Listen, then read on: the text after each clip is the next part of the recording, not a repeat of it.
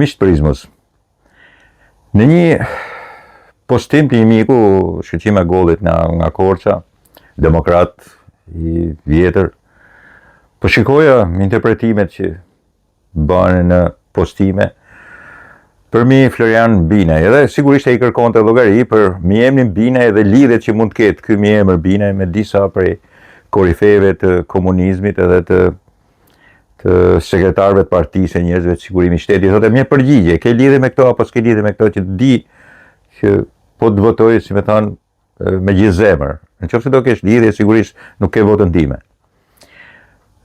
Pastaj i lëshohesh një pjesë, sigurisht Berishkët duan vetëm sekretarin e partisë tyre dhe kanë parimin nëse nuk je me ne, je kundra nesh. Edhe si folk bolshevike ultramajtisë janë, nuk kuptojnë nga kjo punë.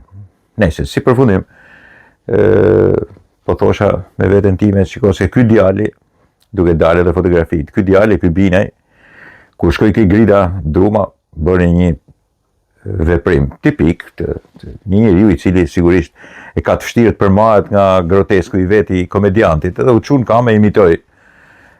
Si e kishte bërë fotografinë e famshme, këtë që po shikoni tani, si ja kishte marrë, sipas tij, Lalieri. Domethënë, ky ka qenë aty si i ftuar edhe sigurisht ka dashur të bëj punën e vet, dhe Lalieri pastaj i është afruar, ka shpërdar edhe ai, e ka thënë atyre me aparate, gati, filmoni, si më thënë, fotografoni. Sigurisht e ka zënë ngushtë edhe. Thotë, u zura ngushtë edhe njëkohësisht si do të veproja kur afrohet. Nëse kështu e justifikonte atë fotografi para disa vitesh. Në po harron, edhe kjo është e keqja e madhe e Florian Binajt, i paprigatitur për këtë punë. Ky është imbecilizëm, ka kujtuar se aty kanë bërë vetëm një fotografi këtë. Dhe ka harruar se ka dhe fotografi tjera ku ky është ulur pastaj të hajë dhe ka mbajtur fjalim aty afër me Lalierin. Edhe këto nuk bëhen sepse Lalieri e ka zënë ngushtë këtë, po bëhen me qëllim se normalisht ky ka qenë dakord me Lalierin. Edhe ç'ke që ka ti është dakord në atë kohë me Lalierin, për çfarë arsye? Po ky do që të bëjë tash të bashkohet filozofisë pikërisht këtyre berishkëve që nëse nuk je me ne, je me atë tjetrin, je kundra nesh. E tash një që ka qenë kundra këtyre, edhe që Binaj ka qenë kundra këtyre, si mund të jetë përfaqësuesi i tyre? Ky është imbecilleku dhe apolitizmi dhe marrëzia politike e Florian Binajt. Jo se ai rrezikon, shikoni, më kuptoni drejta, jo se rrezikon ai të fitojë Bashkinë e Tiranës, s'ka për ta fituar kur Bashkinë e Tiranës. Ati ka dhënë një urdhër Shkelzen Berisha, ka thënë shko dil ti, sepse ne turprohet partia e babait, dhe kështu me ty ne do justifikojmë humbjen.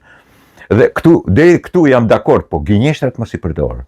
Domethënë normalisht një njeri që e fillon me gënjeshtër, domethënë del për herë të parë, masi ka marrë një farë mënyre për krajen për të qenë kandidati i opozitës, dhe i pavarur një opozitës, si që do të thotë kjo punë, këtë e din vetëm këta, majmunati i rrethpërqarkëve të Sali Berishës, tis do të vishë, nuk do vishë në shoqërosë, nuk do të shoqëroja Sali Berishën. Këto janë porositë gjitha të Shkelzenit, sepse sigurisht ata po i bëjnë një fardalje në mënyrë të ëmbël Sali Berishës në këtë drejtim, jo në drejtimet e tjera, sepse do të dalin vetë fëmijët tash, do të trashëgojnë partinë ata.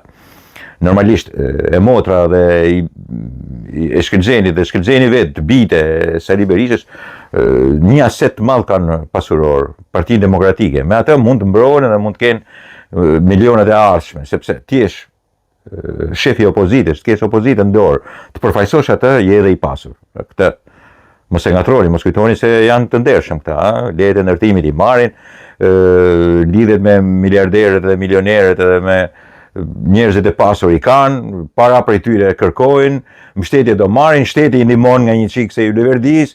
Pra, mos i kujtoni kaq të ndershëm këta tipat, a kupton?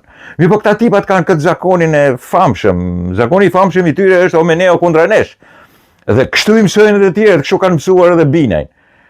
Që të thotë që unë isha rastësisht aty, po Lalieri deshte të bënte fotografi me mua dhe më shfrytëzoi. Dhe harron që ka i fotografi tjetër ku ky mban fjalime Lalieri është nejon. Dhe ky mban fjalime patetike, sidomos të një supe që shpërndan pensionistave të shkret.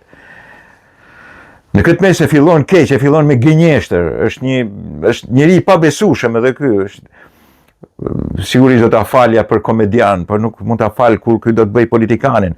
Se unë jam i pavarur, kjo tash është një marrëzi. E dyta, se unë jam politikan dhe mund të them gënjeshtra, kjo do të thënë që nuk je më njeri normal. Je politikan, do të thënë mund të thuash edhe gënjeshtra. Dhe pse e përdor gënjeshtrën që në ditë parë daljes, kjo pastaj të përcakton si imbecil, si budalla, se s'ke nevojë të gënjesh. Për çfarë? Nuk i hyn fare atij problem.